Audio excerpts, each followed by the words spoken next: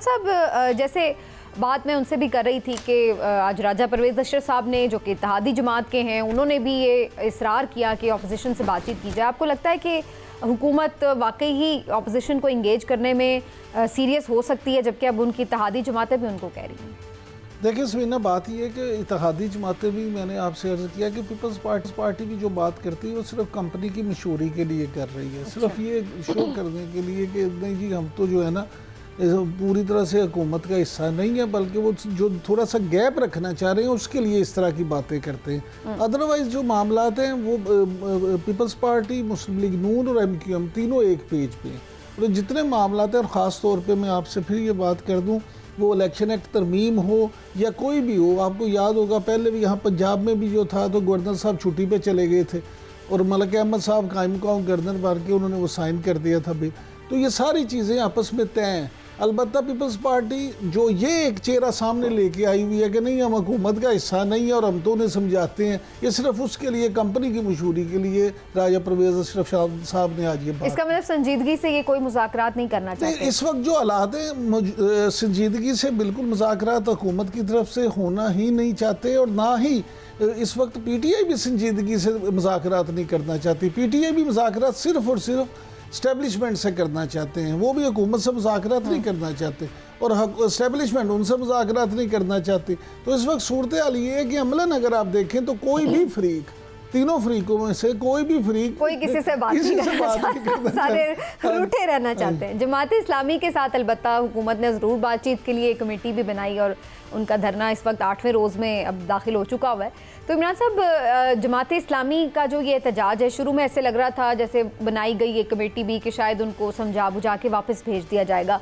आपको क्या नज़र आ रहा है, ये एक मुल्क की तहरीक में बदल सकता है? क्योंकि अब तो हाफिज़ साहब ने ये ऐलान किया है कि हम इसको हुकूमत गिराओ मुहिम में भी बदल सकते हैं अगर मज़ीद हमारे मुतालबात पे गौर ना किया गया, और इसको हम बाकी मुल्क में फैला सकते हैं, जगह जगह शहरों में धरने हो सकते हैं। तो ये सीरियस थ्रेट बन रहा है आपके ख्याल से हुकूमत के लिए? समीना देखें, बात ये है कि हाफिज़ नईम साहब ने जो बात की है उसकी एक बुनियादी वजह थी कि आम यही तासुर था पहले कि जमात इस्लामी आएगी, धरना देगी, चली जाएगी, लेकिन खुद शायद जमात इस्लामी को भी ये यकीन नहीं था कि उनका धरना इतना कामयाब हो जाएगा। हुकूमत ने भी जो इनको इंगेज किया उनका भी ये ख्याल था। लेकिन देखिए, महंगाई आज हर पाकिस्तानी का इशू है।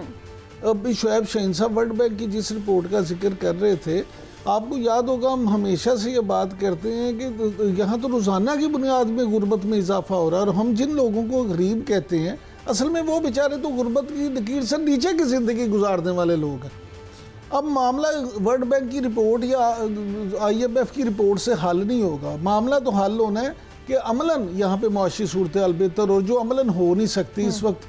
IMF के प्रोग्राम और मौजूदा मुआशी सूरत हाल में आप ये देखें कि जमात इस्लामी खुद भी हुकूमत में हो तो वो अपने मुतालबात में अमल नहीं कर सकती। जो उनके मुतालबात हैं इस वक्त मौजूदा मुआशी सूरत हाल में वो पूरे नहीं किया जा सकते।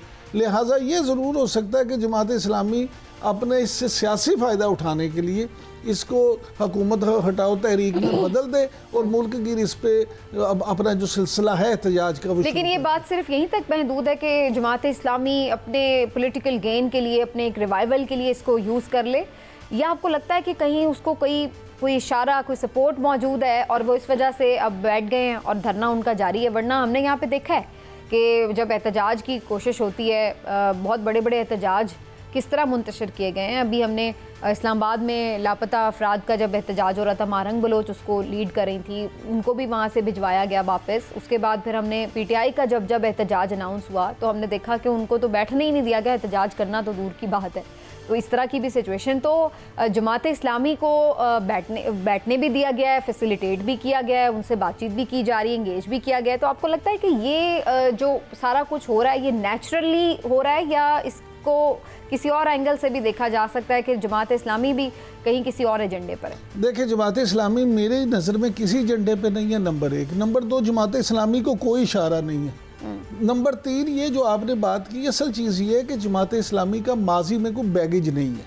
वो कोई दहशतगर्दी का बैगेज उठा के साथ नहीं आई, वो कोई इस्टेब्लिशमेंट दुश्मन होने का बैगेज साथ उठा के नहीं आई, वो मुनज़्ज़म तमाम इन सियासी जमातों से ज़्यादा है। वो लापता अफराद से ज़्यादा पे एहतजाज करने वालों से ज़्यादा मुनज़्ज़म है, वो PTI से ज़्यादा मुनज़्ज़म है, वो मुस्लिम लीग नून से ज़्यादा मुनज़्ज़म है, पीपल्स पार्टी से ज़्यादा मुनज़्ज़म है। लिहाजा मैं ज़ाती तौर पर ये नहीं समझता कि वो किसी इशारे पे हैं। वो इस वक्त उन्होंने अवाम की नब्ज़ पे हाथ रख लिया। अवाम महंगाई से इस वक्त परेशान है और जमात इस्लामी काफ़ी अरसे से अवामी सियासत से हट चुकी थी। तो फिर हुकूमत के पास क्या ऑप्शन है? आप कह रहे हैं कि ये मुतालबे तो पूरे नहीं हो सकते, तो इनको कैसे घर भेजना है? इसके लिए हुकूमत क्या स्ट्रेटजी बना सकती है? हुकूमत यही स्ट्रेटजी बनाएगी कि इनको आसरा उसरा दे के, को हाथ उठ फेड़ के राजी करके कि अच्छा हम जो अभी तक तो उन्होंने किया नहीं। लेकिन अमलन हुकूमत इनको कुछ ज़्यादा दे नहीं सकती कुछ। और ये जमात इस्लामी भी हुकूमत का ये ख्याल है कि इनसे अच्छा सलूक करो, इनका ख्याल रखो और फिर इनके मिन्नत अल्लाह करके भेज दें। और जमात इस्लामी भी जब देखेगी कि बस ठीक है काफ़ी हमारा एहतजाज रिकॉर्ड हो गया तो उठ जाएंगे।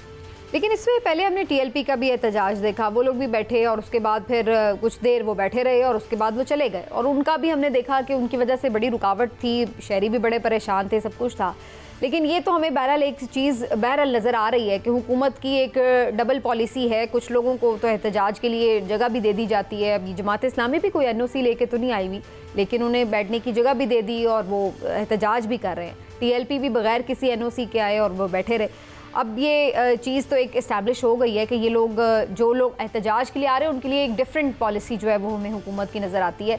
PTI के लिए वो स्पेस वो नहीं देते। उसमीना बिल्कुल आप ठीक कह रही हैं, लेकिन उसकी फिर बुनियादी वजह वही है कि PTI के साथ जो 9 मई का बैगेज लग गया, जब तक वो वाला मामला इशू हल नहीं होता उस वक्त तक पीपल्स पार्टी की पीछे पॉलिटिकली फायदा भी तो उठा रही है ना हुकूमत। बैगेज हो या ना हो, या वो आगे करें या ऐसे ना करें, वो एक अलग बात है, लेकिन उनको इस बहाने ये मौका जरूर मिल गया कि इसी बहाने इनको निकलने ना दो। नहीं तो कौन सी हुकूमत है जो पॉलिटिकल फायदा नहीं उठाती? हर हुकूमत ये करती है, मौजूदा हुकूमत भी कर रही है। और अगर इसकी जगह PTI होती तो वो भी करते। PTI के दौर में तो खैर एहतजाज होते रहे हैं और हमने देखा है कि सारी जमातों को फ्री हैंड था, सब ने रैलियां भी निकाली, लॉन्ग मार्चेस भी किए। सिर्फ एक बात सिर्फ एहतजाज की नहीं है, बात तो ये है कि पॉलिटिकली इन सियासी जमातों को देखिए, हमारे यहाँ जो सियासत की जा रही है, माफ़ कीजिएगा, वो सियासत बड़ा इक़्तिदार की जा रही है। सियासत बड़ा सियासत तो की नहीं जा रही। वो PTI ने भी अपने दौर में सियासत बड़ा इक़्तिदार ही की है। इन्हें जो भी चीज़ फायदा की नजर आती है उस पर ये फायदा। मैं इस वक्त ये बात नहीं करी, मैं ये कह रही हूँ जो आप बात करें ना कि कोई भी हुकूमत में हो, वो पॉलिटिकल फायदा नहीं दूसरे को लेने देता, तो उन्होंने बहरहाल मार्चेस भी किए, उन्होंने एहतजाज भी किए, धरने भी दिए। मौलाना साहब कितने दिन आज यही सूरत हाल में कुछ जमातों को मौजूदा हुकूमत अलाउ कर रही है, कुछ को नहीं। लेकिन अब मैं इससे थोड़ा आगे सिर्फ एक इसका जवाब ले लें फिर आगे जरूर जाएं, क्योंकि जो मेन चीज है, जब PTI का 9 मई का बैगेज नहीं था तो उन्होंने 124 से पहले भी नहीं करने देते। उन्होंने धरना दिया नहीं, मैं उस वक्त की बात नहीं कर रही। मैं एक सेकंड बात सुन लेना। 9 मई से पहले, हाँ जी, जब इलेक्शंस अनाउंस हुए थे, उससे पहले 3 रैलियां मैं आपको बता सकती हूँ। 3 रैलीज ज़मान पार्क से जो निकलनी थी, उस वक्त 9 मई नहीं हुआ था, मार्च की बात कर रही हूँ, नहीं निकलने दी थी। उससे पहले मैं आपको बता देती हूँ, जो एक इस्लामाबाद की तरफ लॉन्ग मार्च होना था, उससे पहले 2022 में जो होना था 25 मई, उस दिन क्या हुआ था? उस दिन क्या उन्होंने निकलने दिया था? उस वक्त तो 9 मई नहीं हुआ था, वो 1 साल पहले की बात है। मैं आपको सिर्फ ये बताना चाह रही हूँ कि इस हुकूमत ने शुरू दिन से ये पॉलिसी रखी थी कि इनको एहतजाज के लिए बाहर नहीं निकलने देना। वो अलग बात है कि बाद में 9 मई का वाक़या हुआ, लेकिन ये पॉलिसी उससे पहले की थी और उसमें हमने देख लिया था 25 मई को बर्बरियत की गई थी, मारा पीटा गया था, कारकुनों की गिरफ्तारी हुई, टीयर गैसिंग हुई, सब कुछ हुआ। 3 दफ़ा ज़मान पार्क से रैलीज जो थी उनको इमरान खान साहब ने मुलतवी किया था इसी वजह से, क्योंकि 1-2 दफ़ा तो इसी तरह पुलिस आ गई, सब कुछ वो माहौल बन गया, उन्होंने खुद ही रैली मुलतवी कर दी। तो ये 9 मई से पहले ही ये करना शुरू हो चुके थे। बाद में आप ये कह सकते हैं कि उनके हाथ भी एक बहाना लग गया कि जी 9 मई हो गया, अब हम नहीं करने दे रहे, लेकिन ये बात फैक्चुअली गलत है। ये उससे पहले भी ये कर रहे थे और उनको नहीं प्रोटेस्ट करने दे रहे थे। मैं माफ़ी चाहता हूँ, फैक्चुअली इसलिए गलत नहीं है कि 9 मई सिर्फ एक वाक़या नहीं है। मैं उससे पहले की बात कर रही हूँ कि उससे पहले ये कर चुके थे। वो जो भी था उसके बाद जो हुआ है, देखिए आप वही बात करें। मैं आपको ये कह रही हूँ कि 9 मई के बाद हुकूमत ने ये स्ट्रैटेजी नहीं बनाई, ये स्ट्रैटेजी उनकी 9 मई से पहले भी थी। मैं आपसे ये कह रहा हूँ कि आप ये याद रखें कि जो 2000, हाँ ये आप कह सकते हैं 9 मई के बाद उनको मौका मिल गया, उसको और यूज करें, लेकिन ये स्ट्रैटेजी उनकी पहले भी थी।